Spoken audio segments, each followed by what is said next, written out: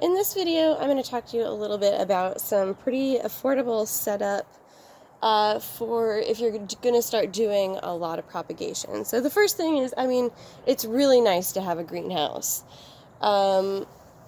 This one has been through the ringer a bit. It's pretty old now. Let's see, it's probably 13 or 14 years old. The plastic has started to crack a little bit. Since this is in a public park, we've had a little vandalism happen in the past, but the whitewashing covered up most of that.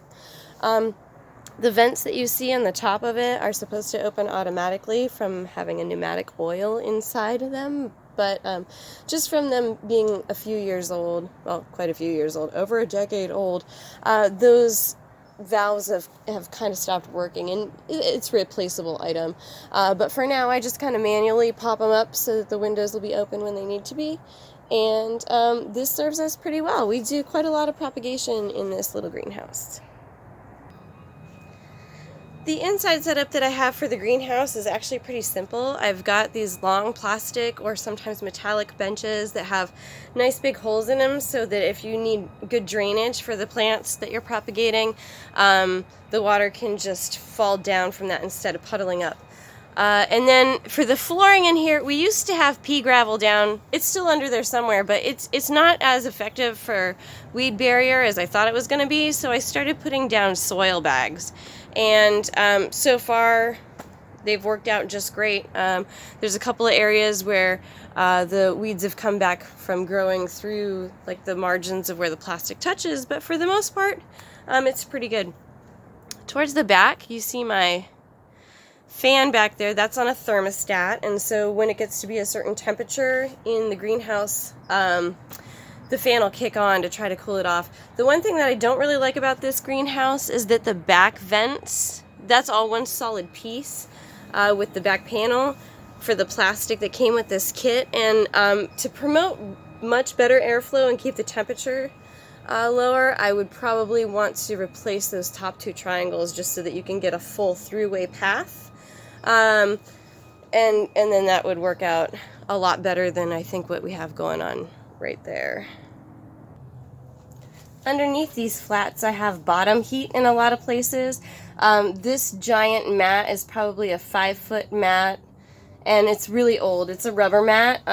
It's probably from the 90s, but it works great still. So bottom heat is a really good idea for things that you want to keep at a constant temperature at the root base and usually a little bit warmer than ambient. So like if you're starting seeds or you want to get plants to propagate, a lot of times bottom heat really helps speed up the process, especially when your temperatures are a little bit cooler. If we didn't have bottom heat in this greenhouse, it does get even as cold as like 26, but not persistently here, and the ambient temperature would just probably kill off a lot of stuff.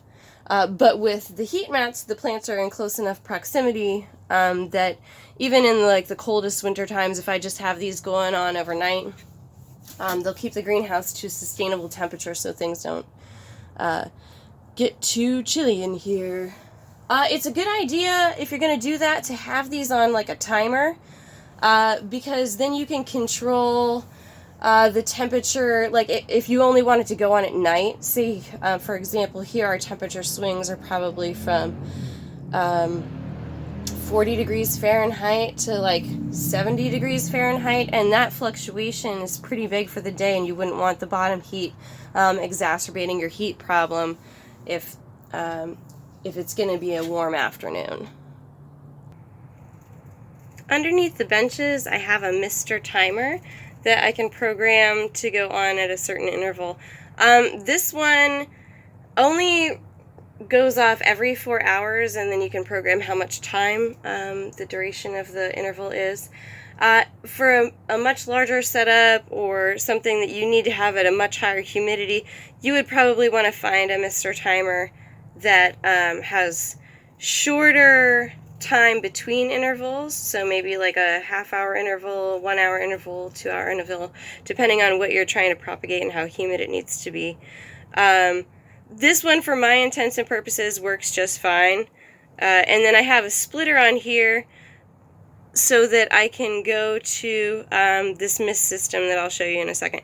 Ahead of that, though, I also have this valve. Those are called stopcocks, so I can control the rate of flow. There's going to be a lot of pressure that's coming through the lines, and I'm going to try to narrow it down to something super, super small. So being able to toggle that throttle is really important. And then I also have a hose outlet here so that if I need to just do some supplemental watering, I can use the regular hose then too. I've turned the mist system on now, and this is just a line that, well, I got it at like the grocery store. They sell them for like your pop-up tent or whatever so that you can keep cool and be that cool people in the summer at your hippie festival or whatever. And so it was really cheap to get this line. And then I found at the hardware store these gooseneck pieces, which really helps it customize where the spray is going to go in your greenhouse, and you can optimize for things that need to be a little more moist and things that can probably tolerate a little bit less and just being in ambient humidity. And this system has worked out really well for me. Every once in a while the heads get clogged because of a little bit of salt buildup, but that's just part of the water system that we live in. So you could do a conditioner before, you know, like a filter, if you wanted that first in your line so that you're not worried about those kind of salts and particulates, and that'd probably work out just great.